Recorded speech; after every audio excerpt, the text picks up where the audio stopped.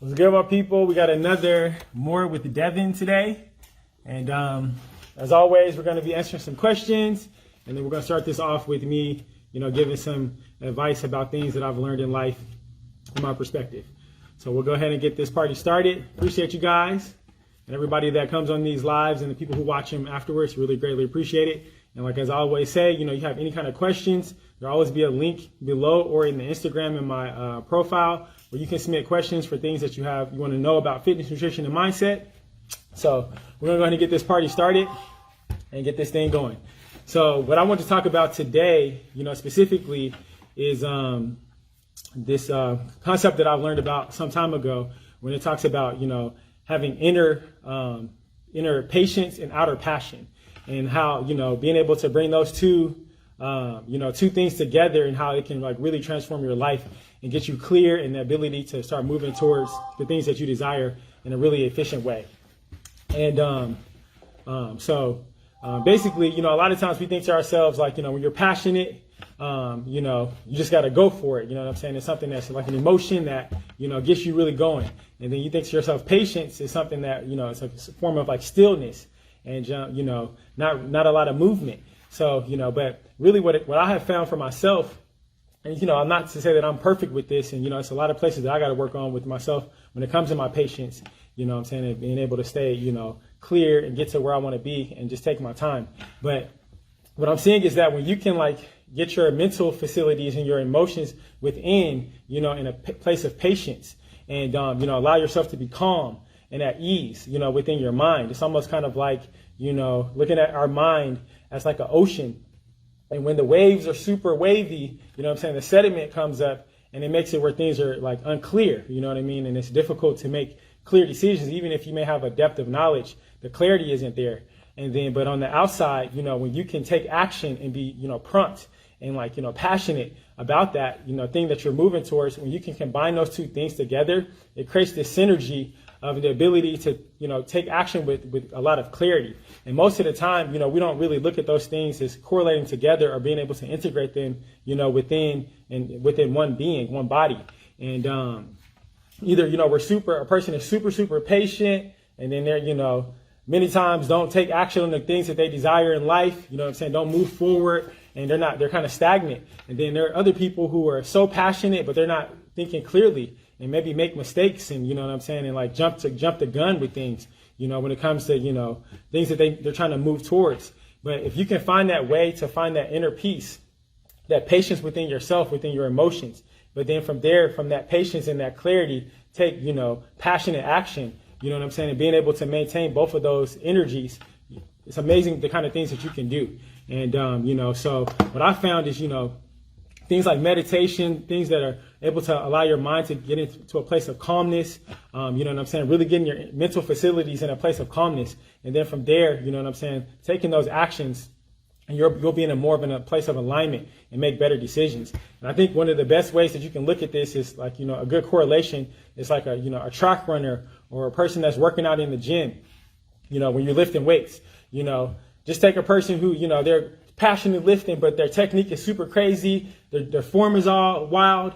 And they may not even be actually, they're doing a bicep curl, but lifting so crazy that they're not even using their biceps. And they have no understanding of what's happening in, on a level of the technique and being able to, understand the why behind what they're doing. And but they're putting in work and going super hard. Or a track runner, you see somebody running, they're super tight. That's showing that in their mind, they're not in a place of calmness.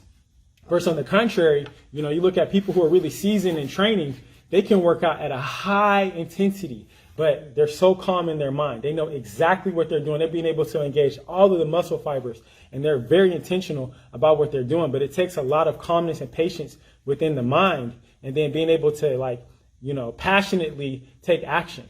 And, from that kind of space, you can make amazing results. You know what I'm saying? Or you see an Olympic runner, 100-meter runner, they're running and everything is just loose, but they are at a high intensity and running with, total control and so much power and force and speed that's happening. But, it took time for them to train their minds to be able to be calm within and be able to do things, in a very, very proficient way. But then at the same time, be able to be extremely passionate and turn that passion into something that directs them to where they want to go. And, so I'm seeing that a lot of times, like even for me, I kind of almost forgot this concept that I learned, some time ago. And being able to synergize both of those perspectives in your activities and your way of doing things, being able to have that inner patience and outer passion and allowing them to surge together, merge together in a way that is, benefits you, that serves the things that you desire. So, I think to myself, sometimes if you're too patient and you don't take any action, life can just go ahead of you. You know what I'm saying? Where you end up not getting to where you want to be, or you wait too long and, you miss your chance. And then it's times where you can be so passionate, but you're not thinking. Your emotions are all over the place. And then you make big mistakes that could have been avoided if you could have had, a more patient mindset within your mental facilities. You know what I'm saying? And so, just think about that. You know what I mean? That's something that we don't usually put together. But if you can, learn to be inwardly patient and outwardly passionate, you can make so much better decisions. And I think that both of those things, it takes practice to be able to be calm within yourself, but to being able to also take action in a very, very, confident and, bold kind of way. And so it's not about not making mistakes, but it's just about, finding a way to be mindful and learning to be calm from within when you take those actions. And I think even a lot of times, having that patience within, you first got to start off taking things slow on the external level, and you get better and better. And as you get stronger within, you get stronger on the outside, and then it becomes like a place where you're very, very calm internally, and you can take massive action externally. And, but I think it's always going to be a growing process, but getting to that space allows you to, execute, principles and different types of things in life in a very, very professional and, clear way where you get awesome results. So I just challenge to work on both of those things, work on your inner self and learning how to maintain patience within your inner self. And then, being able to have that confidence to be passionate in your action and being able to know that you can bring them together in a way that's going to serve you and the people that you're trying to help or things that you're trying to achieve. So I hope that I was able to give you guys some advice, inner patience, outer passion. Really contemplate on that. And, I think there's some great things and great insights that you can gain from, gaining those principles within yourself. All right, so now we're going to go ahead and get to the questions today. And hopefully we can bring some value, answer some things for you guys in an efficient way. All right, so our first question is it okay to eat the whole egg versus just the egg whites? That's a great question. And even, it's, clients that I have, and I'll give a protocol of egg whites. But I do want to say that, so the difference between these two things is all relative to what your goals are, what you're trying to do, what you're trying to achieve. But, just to answer that question quickly, what my opinion is, it's good to, whole eggs are really, really good for you. They're high in minerals, and it's a lot of good, vitamins and minerals that your body needs. And then it's even also more bioavailable when you eat the whole egg. But the only thing is with the whole egg, there is a higher amount of fat, and then, fat is more dense. But at the same time, like if you were to eat eggs are something that's good for you. Like I said, lots of minerals and vitamins in it. But then if your goal is to, for body composition specific, and you have like a certain amount of protein that you're trying to consume, and you need to keep your calories down, that's where a whole egg can have an issue when it comes to, body composition change. And if you got a certain amount of fats and carbs, protein that you need to reach for, if you were to eat, 10 eggs in a day, I think it's around like 5 or 6 grams of fat in an egg. That'd be a significant amount of fat, for the day just from eggs. So, a good rule of thumb, if you're just, eating for wellness, eating for health, and you're trying to also change your body composition, build muscle, go like a 3-to-1 ratio. So like 3 egg whites to 1 egg. So you get, the full egg, you get the, the fats and the good stuff that's in the egg.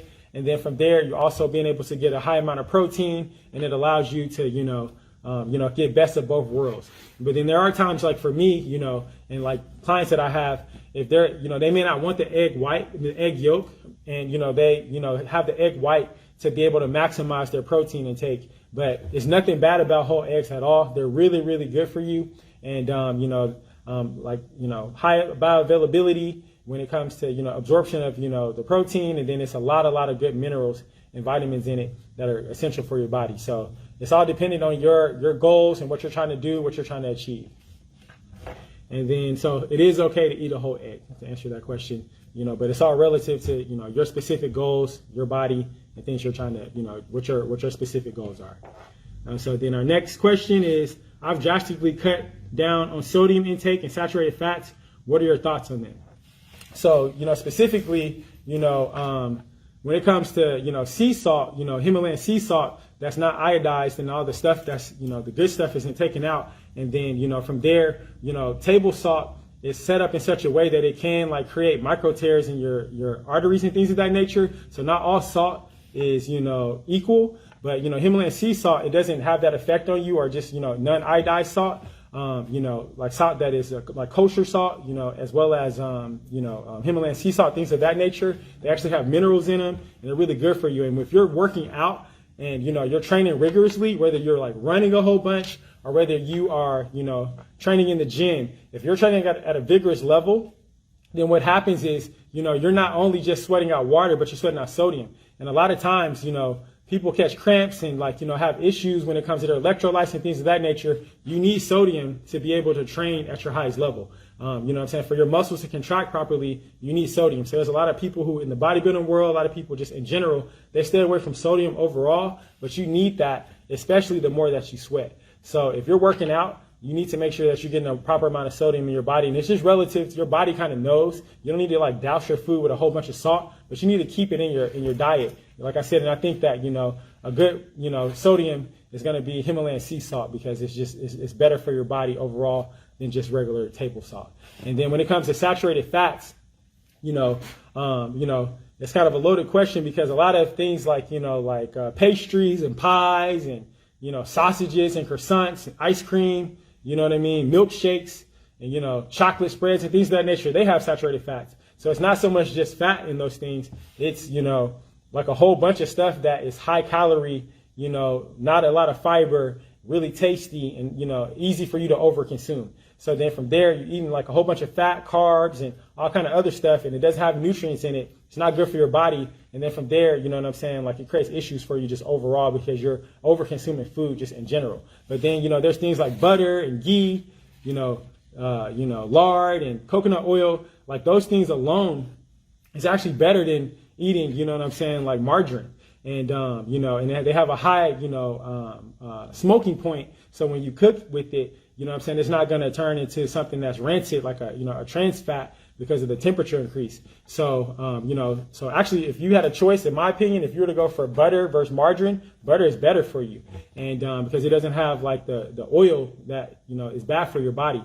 So, when it comes to saturated fats, it's not just saying, because saturated fats are just inherently bad, like your brain, is made up of fat, like cholesterol and things of that nature. And, your body needs it, when it comes to, testosterone levels, things of that nature, just for hormonal, you need fats. But, the way that food is set up in today's time, a lot of saturated fats are in those foods that, don't have a lot of nutrients. They're high in calories, and, those foods that are leading to obesity, like high fat, high carb, super tasty food with no nutrients. So your body's not really getting its sustenance besides just total calories. So I hope that answers the question in a clear way. So like I said, like butter, ghee, in my opinion, I think it's better to even use that over like, olive oil, because, the smoking point is so low that once it, transitions to, the temperature's too high, the fat becomes actually rancid. I mean, those oils become rancid. But with butter and ghee, it has a higher smoking point, so then it doesn't have that issue. So hope that answers that question in a clear way. So then now we got our next question. I'm putting the effort in and not seeing the results. Should I change my plan and diet? So that's a great question. A lot of people, go through that kind of situation. A lot of times, a person has like, trying to lose 50 pounds initially, they just change their diet up, and then they start possibly even jogging, getting to the gym and just moving. So then from there, they hit a plateau, and then they don't see any weight loss because they're doing the same exact thing. So maybe that's 20 minutes of cardio, working out, 4 days a week, 3 to 4 days a week for, around an hour. And then you're eating in the same kind of pace and, cadence that you've been eating, but you're eating healthy, eating clean, and you hit a plateau. So most of the time when that happens, it's not so much that, if the goal is weight loss, that you need to change your workout routine. As long as you're, resistance training in a way that's allowing you to, get progressively stronger, your technique is getting better, you've been able to do more reps, things of that nature, hitting all the body parts that you need to, get your body moving in the right direction and keep everything balanced. And then from there, the two things that are going to be the main issue is either, increasing your activity level, and then also, changing your diet in a way where you're putting yourself in a caloric deficit. And once you get in that caloric deficit and then you continue to train, you'll be able to, change your body composition and then lose the body fat. So, the main thing is if you, put in effort and you're not seeing the results, possibly it could be you're not maybe, your technique isn't right, or you're not training the right body parts in the right kind of way, not hitting them frequently enough, or you're not, you're not increasing the weight in the way where you're not getting the tension on the muscles the way that it needs to be. So it's a lot of different factors. So it could be your workout as well. But the biggest thing is, most likely it's going to be your diet if you're not seeing results specifically when it comes to fat loss. But if you're not seeing results when it comes to, muscle gain, or, if you're trying to build muscle, then maybe, you need to possibly, increase your food, or, increase your protein, or you need to change your workout routine where you're being able to, see better results from that. So, so like a lot of different things, but most likely, the average person, when they say they're not seeing results, it means that they're not actually, losing body fat. And then from there, most likely that's going to be something they need to change their diet and get in a caloric deficit. So that's what I would assume from that question. So then now we got our next question. Somebody calling me. All right, so our next question, if you're eating clean, how much sugar, meaning refined sugar, do you allow yourself to eat? So that's a good question. It's not sugar that's not inherently making people fat. You know what I mean? Like there's even like this little graph that's showing that people are reducing their sugar intake when it comes to, overall over the, the last like 50 years or so. But, fat, obesity is increasing. But I can't say at the same time, refined sugar doesn't have like a lot of benefits. It just gives you energy, doesn't have any nutrients, doesn't have any fiber. So it's easy to overconsume sugar, especially when you combine it with, salt and, and fat as well. It's just like, bad for your body. You know what I'm saying? When you can consume too much of it too easily. But what I would say, the simplest thing is look at it as the 80-20 rule. So, 80 to 90% of your food should come from nutrient-dense whole foods. And then the other 10 to 20%, coming from, things that you enjoy. So it's not about just totally avoiding sugar, but if your diet is high in sugar, it's going to be really easy just to overeat overall. Not so much that you're just overeating a whole bunch of sugar, but you'll be able to eat overall calories more, because sugar doesn't make you feel like, oh, I'm so full, because it doesn't have, fiber, and it doesn't have the minerals and nutrients that your body needs for you to feel sustained. So, I would say, and on the same level, like I said, so if a big chunk of your food is coming from processed, or, from refined sugar, then you're probably going to feel hungry easier, and then it'll be an easier chance for you to overeat. So like I said, I think that if you're really trying to lose weight, get your wellness and health in a good place, then, look at it as the 80-20 rule. 80 to 90% of your food should come from nutrient-dense foods, and then the other 10 to 20% comes from whatever you want, whether that's refined sugar or alcohol, whatever it is. And from that space, from what I've seen, that'll put you in a really good position to, continue to move towards your goals and be able to, enjoy the foods that you like on a lifestyle type of basis. All right, so then our next question is, what do you think is the fastest way to burn fat?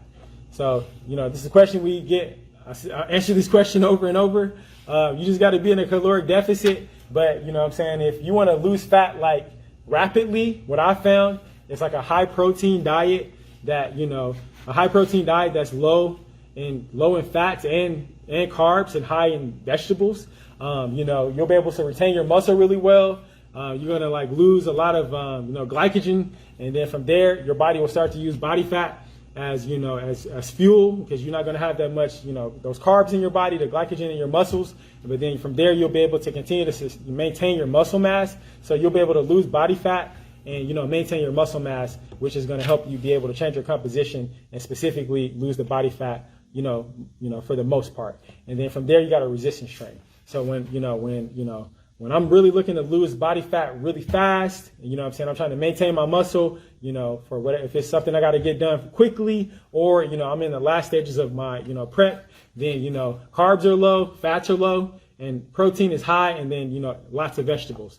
And that's what I found, for clients and myself. If you're getting ready for a wedding, you got a couple weeks or something like that, or you're going on vacation and you're going to be at the beach and you want to lose body fat really fast, while also keeping your shape, then, a high protein diet that is, low in fat, low in carbs, that's going to be one of the quickest ways to really get the fat loss going in a specific way. But more than anything, you just need to be in a caloric deficit and then make sure your protein is where it needs to be. So it's not that fats are bad or that carbs are bad. Just if you're trying to burn fat the fastest, you know what I'm saying, the protein is going to give you some level of satiety. And then from there, the veggies are going to give you little minerals and then, some fiber to keep your stomach feeling full. And then you can eat abundance of it. You can eat a lot of it. And then you keep the fats low, keep the carbs low if you're trying to just rapidly lose body fat. You know what I'm saying? So, but that's not like a forever diet. And I wouldn't suggest trying to do that for a super, super long period of time because it's not easy and it's not, sustainable. And it's not, something that's enjoyable either long term, just only eating protein and vegetables. You don't have no sweets and tasty foods and things of that nature. So, but if you want to lose fat fast as possible, that would be my suggestion. And then our next question, I find it really hard to eat anything before working out. So I'm wondering what brand of shake can I mix up and drink before my workout in the morning? So, this question's been asked before. I can't tell you specifically, what protein shake is going to be best for you brand wise, but I will give you like a breakdown. You want to get a protein source that's, at least 20 grams. And then you want to try to find something that has the lowest amount of carbs and fats. So it's not like a high meal replacement type of, protein shake. I'd rather get your carbs and fats from real foods and just use the protein shake as a way to get your protein in. And then, just find something that's tasty, but, when I say low in fats, if you possibly can find something that is at least lower than 4 grams of fats, and then, somewhere around like less than 5 to 6 grams of carbohydrates, and then the protein is at least 20 grams of protein. That's going to be a nice protein shake to take in, and then, it's going to help with protein synthesis, you know what I'm saying, and being able to allow you to like build muscle most optimally or maintain your muscle mass, and then, you're not going to have like a lot on your stomach. It's going to give you the best bang for your buck. And then you can use those other, carbs and fats for real food. That's what I do. And I think that, especially when I'm trying to lean out, that's one of my options that I do as well. And then our last question, I just turned 50 and have been fairly successful at keeping my weight under control with diet and exercise. Any suggestions to diet or exercise to get rid of my flab? So same thing, even though, you're 50 years old, it's the same process. You know what I'm saying? You may just, the studies that have said that, as you get older, your metabolism starts to decrease. But then there's also studies that have come out that's saying that's actually not as accurate as they once assumed. So at the end of the day, you know what I mean? You got to like get your training and workout set up relative to your lifestyle, your body. You know what I'm saying? If you have any kind of injuries, things of that nature, if you're 50 years old, you got your recovery and all that kind of stuff, get all that stuff in alignment. And then from there, you get your nutrition in the space where if you got, you're trying to get rid of the flab, you just got to be in a caloric deficit. It's simple, but many times, the biggest thing is staying consistent. Like I said, so right now I even got me some food right here, you know what I'm saying, that I'm going to eat after this live. You know what I'm saying? I just got, some shrimp and then like a cup of rice. You know what I'm saying? It's super simple and a little barbecue sauce. And, like a high protein meal with some carbs. And then from there, eating lots of salads. I got some asparagus, got, some spinach, tomatoes, things of that nature. Keep it super simple. So, that protein is going to be the main thing that's going to allow you to, like I said, to stay full. And then you're also going to be able to, it's going to keep you from gaining too much body fat. And then you'll be good to go. But more than anything, it's your total calories that you got to get proper for yourself. So do some, play around with it, get MyFitnessPal. And, take your weight times like 12. That's your maintenance calories.